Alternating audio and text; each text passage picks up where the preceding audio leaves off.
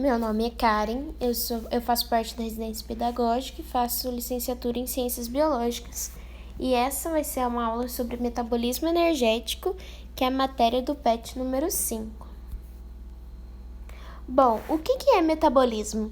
Metabolismo é o conjunto de reações químicas. Então, por exemplo, fermentação, respiração, digestão, até, por exemplo, o apodrecimento de uma fruta e diversas outras reações químicas. E o metabolismo ele pode ser de dois tipos, pode ser anabolismo ou catabolismo. O anabolismo, ele é de construção, então pega moléculas simples e constrói moléculas complexas, e nisso ele absorve energia, que é esse ATP aí da nossa imagem. E o segundo tipo é o catabolismo, que é de quebra, de desconstrução, que é onde pega moléculas complexas e quebra em moléculas menores, assim liberando energia. Bom, o ATP, que é aquilo que eu falei no slide anterior, ele é uma molécula chamada adenosina trifosfato. E o que é isso? Ele é basicamente a moeda energética da nossa célula. Então, ela é a energia necessária para que a nossa célula possa fazer todos os processos que ela tem que fazer. Não só a nós, seres humanos, mas toda a célula. Seja de uma planta, de um fungo, todos precisamos de ATP para realizar as nossas ações. Bom, o primeiro processo específico que a gente vai falar na aula de hoje é a respiração celular. Esse processo ele é extremamente importante para nós, animais, plantas e diversos outros seres vivos. E a respiração celular ela é dividida em três fases, três etapas. A primeira é a glicólise, que ocorre lá no citoplasma, ou citosol. A segunda é o ciclo de Krebs e a terceira é a fosforilação oxidativa. E essas duas últimas, elas ocorrem na mitocôndria, como a gente pode ver aí nesse esqueminha. Nesse esqueminha mostra que entra oxigênio, e glicose, a glicólise proveniente da alimentação. E aí, no citosol acontece a glicólise, e dentro da mitocôndria, o ciclo de Krebs e a fosforilação oxidativa. Bom, aqui está a equação simplificada da nossa respiração celular. Então, o que entra, A glicose, que é esse C6H12O6, e o oxigênio passa por aquelas três etapas, da respiração celular e gera gás carbônico, água e ATP. Bom, o segundo processo que a gente vai falar hoje é de fotossíntese, que é um processo realizado pelas plantas. Ela é dividida em duas fases, que daqui a pouquinho eu já vou explicar para vocês. E a fotossíntese, ela captura o CO2 da atmosfera e gera para nós, e libera O2, que é o gás oxigênio, e glicose, que é uma matéria orgânica, um composto orgânico. E o principal elemento da fotossíntese é a clorofila, que é o pigmento verde das folhas, que ela vai estar lá no cloroplasto.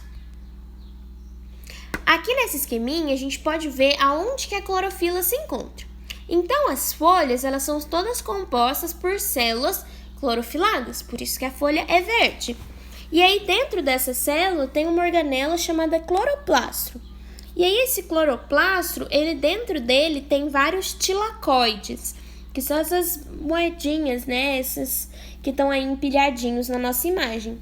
E dentro da membrana, no revestimento desse tilacoide, que fica encontrada a clorofila. Aqui nessa imagem, a gente tem o esquema da fotossíntese como um todo, Então aí a gente vê a entrada de luz solar, de água, a liberação de O2, a entrada de CO2 e a liberação da matéria orgânica, que é esse círculozinho cinza aí na parte de baixo. E tudo isso ocorrendo dentro do cloroplasto. Agora eu vou falar um pouquinho para vocês das duas fases. A primeira delas é chamada de fase clara ou fotoquímica, que aí é onde está sinalizada por esse círculo vermelho. É onde acontece a entrada da luz solar, da água e a liberação do gás oxigênio. Já na segunda fase, que é a fase escura, ou também chamada de fase bioquímica, é a fase onde há a absorção do CO2, e aí entra no ciclo chamado de ciclo de Calvin, né, mais conhecido como ciclo de Calvin, e tem a liberação de compostos orgânicos, né, no caso, glicólise. Aqui nós temos a equação simplificada da fotossíntese. Então, o que entra, né? CO2 e água, e nesse processo utiliza-se a energia da luz solar e também utilizam os pigmentos fotossintéticos, que é a clorofila, e gera para nós glicose, água e gás oxigênio. Bom, agora o terceiro processo que a gente vai conversar na aula de hoje é o processo de fermentação, que é um processo muito presente no nosso dia a dia.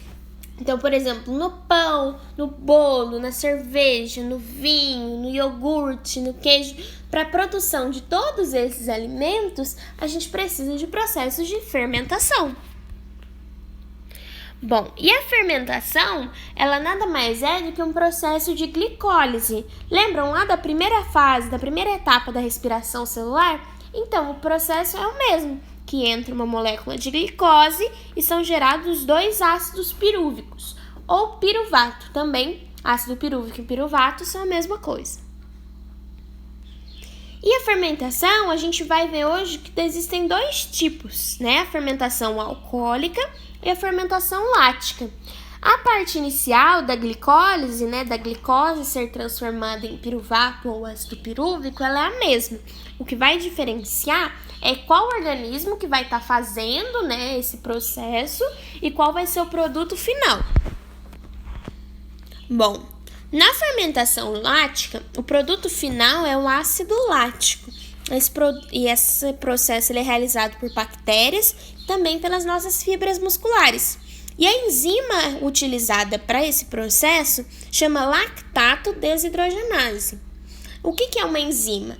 Enzima é uma substância que acelera as reações químicas, né? Então, aqui nesse esqueminha a gente vê o passo a passo da fermentação lática.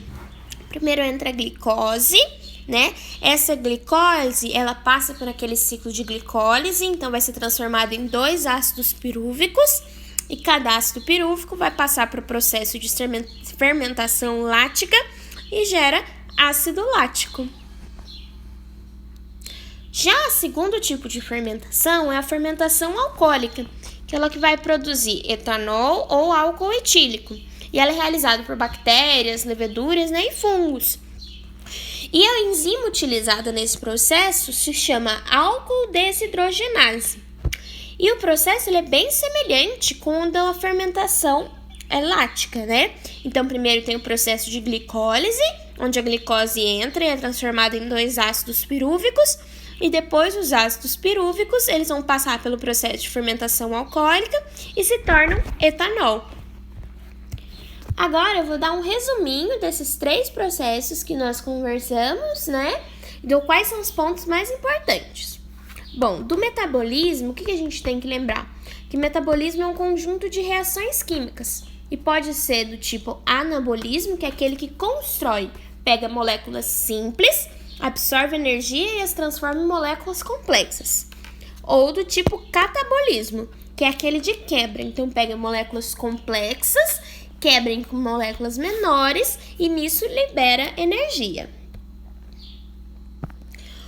Um outro processo é a respiração celular. A gente tem que lembrar das 3 fases, que são glicólise, que acontece lá no citosol, ciclo de Krebs e fosforilação oxidativa, que ocorrem lá na mitocôndria.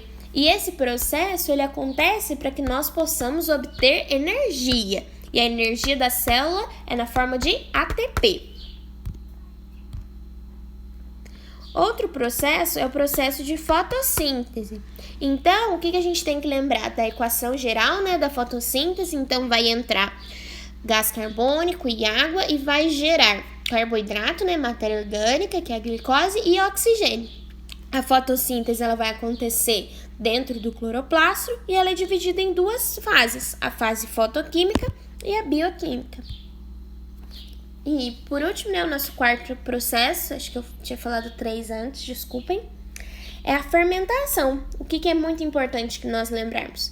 Que a fermentação, ela se inicia por um processo de glicólise, então onde a glicose vai ser transformada em 2 ácidos pirúvicos.